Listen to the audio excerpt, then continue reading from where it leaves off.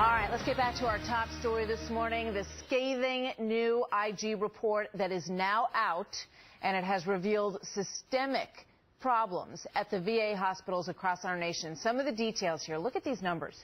42 medical centers are now under investigation. As we learn that the Phoenix, Arizona hospital that sparked this probe, 1,700 veterans waiting to see a doctor there were never scheduled for an appointment and were never put on a wait list. Can you imagine if that was a member of your family, how enraged you would be? 1,400 other vets were on wait lists, never got appointments to see the doctor. And last year, more than 200 vets had to wait an average of 115 days for their first appointment. Imagine how you would feel if you called for the doctor's appointment and had to wait for that long.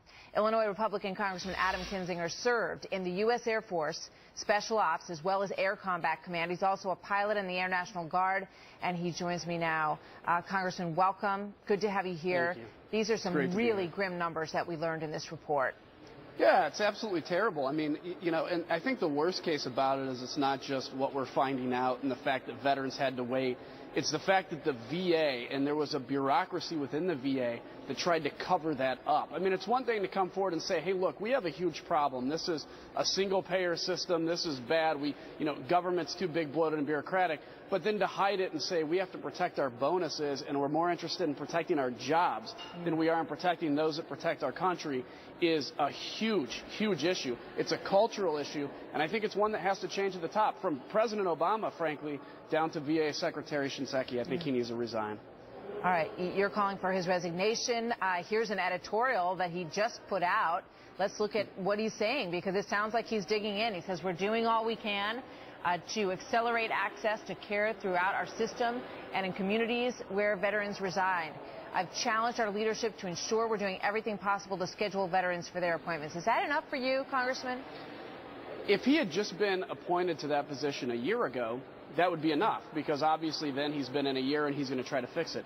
The problem is he's been there for 6 years. The entire time President Obama's been there, he's been the head of the VA. It's natural to have attrition in the cabinet, to have changes, and for him to say now that he's going to come in and really fix this when he had 6 years to do it and he didn't see this coming is shocking to me. I want to be very clear. He's a great American. He's done a lot of great things for this country, but I think the VA needs somebody like maybe a hospital administrator, somebody that understands health care instead of somebody that just understands the military. This is a health care organization that serves military people. It's not a military organization. A lot of people calling for this to be privatized. They're saying that it smacks of, an example of nationwide health insurance and health coverage that is just simply not working.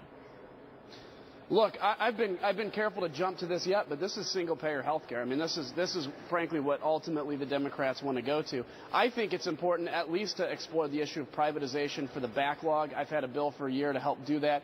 It seems like the VA has finally come forward and said those that have been waiting can go to their doctor and hospital. That's outstanding. We need to do that. And I think to the extent people are getting bad care and have that backlog, that needs to be an option available to them. Whatever we do has to go through the lens of what is the best thing we can do for veterans. We owe it to them, and with a volunteer military and asking young men and women to put their lives on the line voluntarily for this country, this is the least we owe them, is a good VA that works. Such a great point. What do you expect from President Obama on this? Well, look, I've had a lot of expectations of President Obama, none of which he has filled. So he's decisively indecisive. So I think we're going to continue to see him indecisive on the issue of the VA. I think we're going to continue to see Shinseki at the position for a while until eventually it hits a point. I don't think General Shinseki, Secretary Shinseki, survives this. Again, it's sad. He's a great American. I think he needs to step down, but if he's not willing to do it, the president's got to take a leadership role. But I haven't seen leadership from this president in 6 years. All right. Interesting. Congressman, thank you very much. Good to have you here. We'll see you soon. It was great being here. Thank you. So he's a serial red carpet stalker. Kind of a